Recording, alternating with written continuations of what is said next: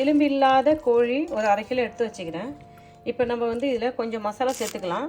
மஞ்சள் தூள் சேர்த்துக்கிறேன், காஷ்மீர் சில்லி பவுடர் சேர்த்துக்கிறேன், நான் மிளகாய் தூள் காரத்துக்கு ஏற்றவே சேர்த்துக்கிறேன், நான் மிளகு ஸ்பூன் சேர்த்துக்கிறேன், 1/2 ஸ்பூன் உப்பு சேர்த்துக்கிறேன், நான் மிளகு தூள்,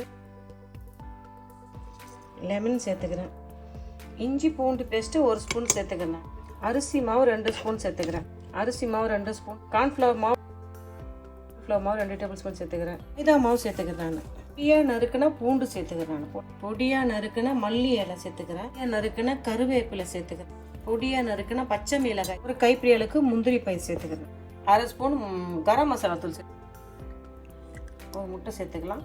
எல்லாத்தையும் சேர்த்துட்டு அப்படி கிண்டிக்கலாம். எலும்பு இல்லாத கோழி, இஞ்சி பூண்டு பேஸ்ட்டு, கொஞ்சம் பூண்டு, கருவேப்பிலை, மல்லித்தழை, பச்சை மிளகாய், காஷ்மீர் சில்லி பவுடரு, மிளகாய் தூள், மஞ்சள் தூள், அரிசி மாவு 2 ஸ்பூனு, கார்ன்ஃப்ளவர் மாவு 2 டேபிள் ஸ்பூனு, மைதா மாவு 2 டேபிள் ஸ்பூனு, எல்லாத்தையும் போட்டு நம்ம அழகாக இதை கலந்துக்கிறோம்.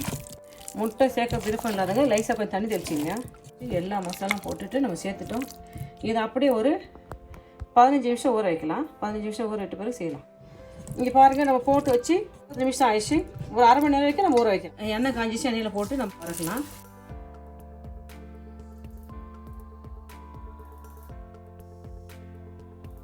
டைமில் ஒரு ஸ்நாக்ஸ் மாரி கூட சாப்பிடல.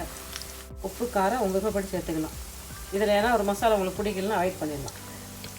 அப்படி இதை பொரியமாக வேக வச்சு எடுப்போம். பாருங்கள் என்ன அழகாக பொரியுது. நம்ம என்ன பண்ண திருப்பி விட்டுட்டு வறக்கலாம். நார்த் இந்தியன் ஸ்டைலில் சிக்கன் பக்கோடா செய்யலாம். நார்த் இந்தியன் அப்போ தான் இது வந்து எலும்பில்லா கறி தான். ஆனால் கொஞ்சம் இது கொஞ்சம் உள்ளெல்லாம் கறியெல்லாம் கொஞ்சம் வேகணும். அதனால் கொஞ்சம் அனல் கம்மி பண்ணிவிட்டு வேக வைக்கணும். நான் சூப்பரான ஒரு வாசனையில் நம்ம அழகாக கோடி பக்கோடி என்ன அழகாக நம்ம பொரிச்சு எடுத்துடலாமா. இதமான சூட்டில் நம்ம வறுத்து எடுத்துட்டோம். இதை நம்ம எடுத்துடலாம். பாருங்க, அளவுக்குலாம் ஒரு சூப்பரான ஒரு கோடி பக்கோடி செஞ்சுட்டோம். ஏன்னா அழகாக செஞ்சு எடுத்துட்டோம். சொல்லாம் போட்டுட்டு இதை பொரிக்கிறதுக்கு முன்னாடி உப்பு காரம்னு டேஸ்ட்டு பார்த்துங்க. பண்ணலாம் ஒத்துக்காத பொருளை எடுத்துடலாம்.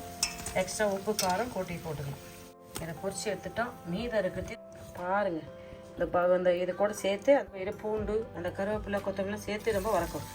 இதுக்குள்ளே என்ன இருக்குது பாருங்கள், முந்திரி பயிர் இருக்குது, பூண்டு இருக்குது, கருவேப்பிலை இருக்குது, கொத்தமல்லி தழை இருக்குது, எல்லாம் இருக்குது. எல்லாம் சேர்த்து இருக்குது. அப்போ வந்து இந்த சிக்கனை வந்து நம்ம அதை கூட சேர்த்து சாப்பிட்றது சூப்பராக இருக்கும். அந்த பகோடா போட்டுட்டு அப்படியே அனலை கம்மி பண்ணிவிட்டு மிதமான சூட்டில் வேக வச்சு எடுக்கணும். மிதமான சூட்டில் திருப்பி போட்டு வதக்கணும். அழகாக பாருங்கள், அழகாக முந்திரி பயிர், பச்சை மிளகாய், பூண்டு, கருவேப்பிலை, கொத்தமல்லி எல்லாம் சேர்ந்து என்னமோ ஒரு பக்கோடா சூப்பராக, கோடி பக்கோடா சூப்பராக அழகாக செய்கிறோம். இல்லை இதை அப்படியே பொரிச்சு எடுப்போம். அப்படியே வேணும் அழகாக வச்சிடலாம்.